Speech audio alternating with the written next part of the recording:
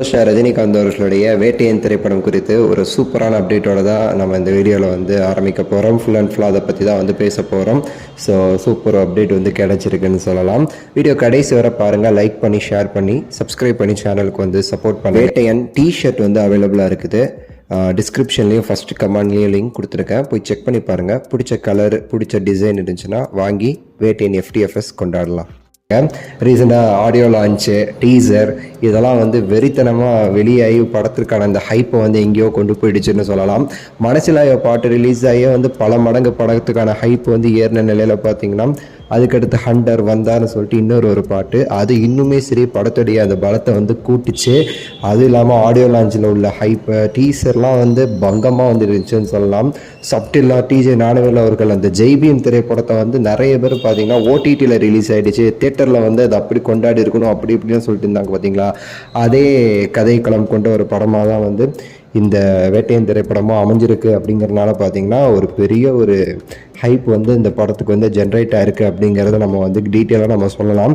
எப்படின்னா வந்து டீசர் இந்த பாட்டெல்லாம் கேட்டு ஆடியோ லான்ச்சில் உள்ள ரஜினி சார் ஸ்பீச்சு, இயக்குனர் ஸ்பீச்சு எல்லாத்தையும் பார்த்துட்டு பார்த்தீங்கன்னா டீசர் ஆனவனே ஓகே, ஆல்ரெடி இந்த படத்துக்கு ஒப்பந்தம் செய்யப்பட்ட சில டிஸ்ட்ரிபியூட்டர்ஸ்லாம் இருக்காங்கல்ல, அவங்க உடனே வந்து ஆரம்பிச்சிட்டாங்களாமா, இந்நேரத்துக்கு வந்து சீக்கிரம் வந்து முடிச்சு போடுங்க, எனக்கு இந்த படம் வேணும், இந்த மாதிரி அந்தந்த ஏரியாக்கள் எல்லா இடத்துலையுமே சரி அந்த படத்தை ரிலீஸ் பண்ணுறதுக்கான ஆவல் வந்து கூடிக்கிட்டே இருக்குதுன்னு சொல்லலாம்.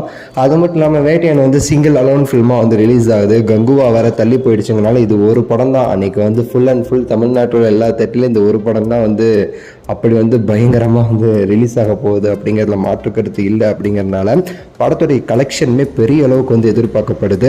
ஸோ முதல் நாள் கலெக்ஷனே வந்து 100 கோடிகளை வந்து தாண்டும் சொல்லி எதிர்பார்க்கப்படுது. நான் சொல்கிற 100 கோடி எல்லாமே உண்மையான கலெக்ஷன், வட கலெக்ஷன் கிடையாது. 120 140ன்னு சொல்லிட்டு வடையில் வந்து சொல்லலாம், என்ன வேணால் சொல்லலாம்.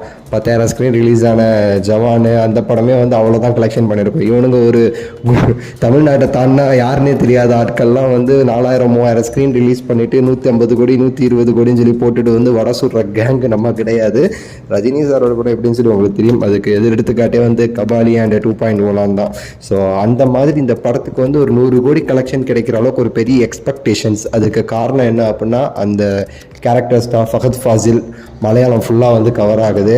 இந்த பக்கம் Amitabh Bachchan Hindi belt Overseas belt ஃபுல்லாக கவர் ஆகுது. அது போக ராணா ரஜினி சார் அப்படின்னாலே ஆந்திரா அந்த சைடில் வந்து ஒரு பெரிய ஒரு ஹைப்புங்கிறது நமக்கு தெரிஞ்சது தான்.